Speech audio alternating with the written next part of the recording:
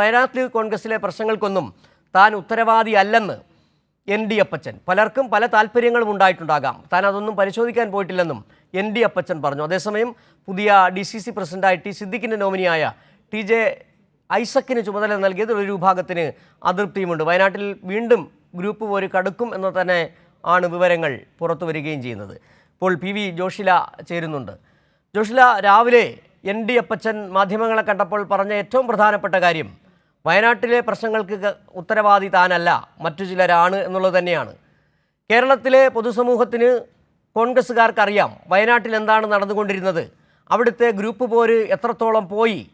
അവിടുത്തെ ഒരു പ്രമുഖനായ കോൺഗ്രസ് നേതാവിന് NM വിജയനും അദ്ദേഹത്തിൻ്റെ മകനും ആത്മഹത്യയിലേക്ക് അഭയം പ്രാപിക്കേണ്ടി വന്നത്, കോൺഗ്രസ് എന്ന് പറയുന്ന പാർട്ടി ആകപ്പാടെ പൊതുജനങ്ങൾക്ക് മുമ്പിൽ നാണം കെട്ട് നിന്നത്, പ്രിയങ്ക ഗാന്ധി ഉൾപ്പെടെയുള്ള കോൺഗ്രസ് നേതാക്കൾ ആത്മഹത്യ ചെയ്ത NM വിജയൻ്റെയോ ആത്മഹത്യ ചെയ്ത മറ്റ് കോൺഗ്രസ് നേതാക്കളുടെ വീട്ടിൽ പോകാതിരുന്നത്, ആ പാർട്ടിയുടെ പ്രവർത്തകരോട് എന്ത് നിലപാടാണ് എടുക്കുന്നതൊക്കെ കേരളത്തിലെ പൊതുസമൂഹവും കേരളത്തിലെ തന്നെ കോൺഗ്രസിൻ്റെ പ്രവർത്തകരും കണ്ടതാണ്. നിലവിൽ പുതിയ ഒരു DCC അധ്യക്ഷൻ വരുമ്പോൾ പോലും അവിടെ വയനാട് കോൺഗ്രസിലെ പ്രശ്നങ്ങൾ അതേപടി തന്നെ നിലനിൽക്കുകയാണ്. ആരോപണങ്ങൾ അങ്ങനെ തന്നെ നിൽക്കുകയാണ്. NM വിജയൻ്റെ ആത്മഹത്യയിലേക്ക് നയിച്ചത്, അവിടെ സഹകരണ ബാങ്കുകളുമായി നടന്ന അനധികൃത നിയമനങ്ങൾ, അതോടൊപ്പം തന്നെ അസംഖ്യം നിയമന തട്ടിപ്പുകൾ, ഇതെല്ലാം വയനാട്ടിലെ കോൺഗ്രസിനെ അങ്ങനെ പ്രതിസ്ഥാനത്ത് നിർത്തിയിരിക്കുന്നു. ഏതായാലും എൻ.ഡി. അപ്പച്ചൻ്റെ തുറന്നു പറച്ചിൽ ഉത്തരവാദികൾ ആര്, ആ ചോദ്യം കേരളത്തിലെ കോൺഗ്രസ് നേതൃത്വത്തോടു കൂടിയാണ്. എന്താണിപ്പോൾ അപ്പച്ചൻ പറഞ്ഞ മറ്റു വിവരങ്ങൾ, അതോടൊപ്പം തന്നെ ഐസക്കിൻ്റെ പുതിയ സ്ഥാനാരോഹണത്തെക്കുറിച്ചും? സിജു, ഐസക് സ്ഥാനാരോഹണം നടത്തിക്കഴിഞ്ഞു. സണ്ണി ജോസഫ് അടക്കമുള്ള ആളുകൾ ഇവിടെയുണ്ട്. അതായത് ഇപ്പോൾ ജില്ലാ നേതൃയോഗം നടന്നുകൊണ്ടിരിക്കുകയാണ്. സണ്ണി ജോസഫ് അടക്കം പങ്കെടുത്തുകൊണ്ടാണ് ഈ നേതൃയോഗം നടക്കുന്നത്.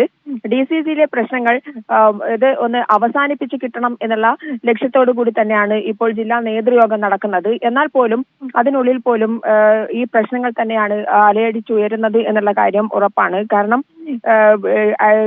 നമുക്കറിയാം, എൻ.ഡി. അപ്പച്ചൻ ഇന്നലെ മുതൽ ഉള്ള എൻ.ഡി. അപ്പച്ചന്റെ പ്രതികരണം, ശരീരഭാഷ ഒക്കെ തന്നെ വളരെ മോശമായ രീതിയിൽ, അല്ലെങ്കിൽ അദ്ദേഹത്തിന് നിരാശയുണ്ടാക്കുന്ന രീതിയിൽ തന്നെയാണ്. അദ്ദേഹത്തെ ആശ്വസിപ്പിക്കാൻ വേണ്ടിയാണ് നേരത്തെ KPCC യോഗത്തിൽ അദ്ദേഹം ചില ഭീഷണികൾ ഉയർത്തിയതായും ഉള്ള വിവരങ്ങളുണ്ട്, സൂചനകളുണ്ട്. കാരണം അദ്ദേഹത്തിനും പണം ഇടപാടുമായി ബന്ധപ്പെട്ട് പണം കിട്ടാനുണ്ട് എന്നുള്ള രീതിയിലുള്ള ചില കാര്യങ്ങളൊക്കെ അദ്ദേഹം അവിടെ സൂചിപ്പിച്ചു. അദ്ദേഹത്തെ കൂടുതൽ സംസാരിക്കാൻ അനുവദിച്ചില്ല എന്നുള്ള കാര്യങ്ങളൊക്കെ തന്നെ സൂചനകളായി വരുന്നുണ്ട്.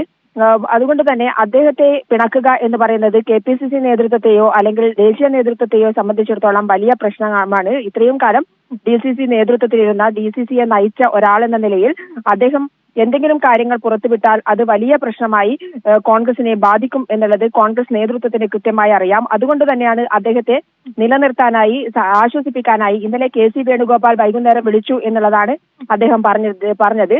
KC വേണുഗോപാൽ എല്ലാ കാര്യങ്ങളും സംസാരിച്ചു എന്നുള്ള കാര്യവും അതുകൊണ്ട് തന്നെ അദ്ദേഹം അല്പം ആശ്വാസത്തിലാണ് ഇന്നുള്ളത്.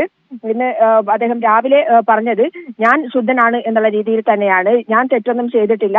എന്നാൽ വയനാട്ടിലെ DCCയിൽ വലിയ പ്രശ്നങ്ങളുണ്ട്, കോൺഗ്രസിൽ വലിയ പ്രശ്നങ്ങളുണ്ട്, എനിക്ക് ചിലർക്ക് ചില താല്പര്യങ്ങളുണ്ട്, അതൊന്നും ഞാൻ തുറന്നിപ്പോൾ പറയുന്നില്ല എന്നുള്ള രീതിയിൽ തന്നെയാണ് അദ്ദേഹം രാവിലെ മാധ്യമങ്ങളോട് സംസാരിച്ചത്.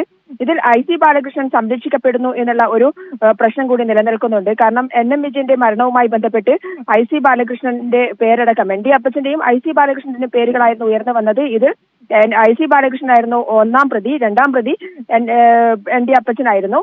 എന്നാൽ ഈ ഒരു പ്രശ്നവുമായി ബന്ധപ്പെട്ട് എൻ.ഡി. അപ്പച്ചന് നേരെ മാത്രം നടപടി വരുന്നു. യഥാർത്ഥത്തിൽ ഇതൊരു നടപടിയാണ്.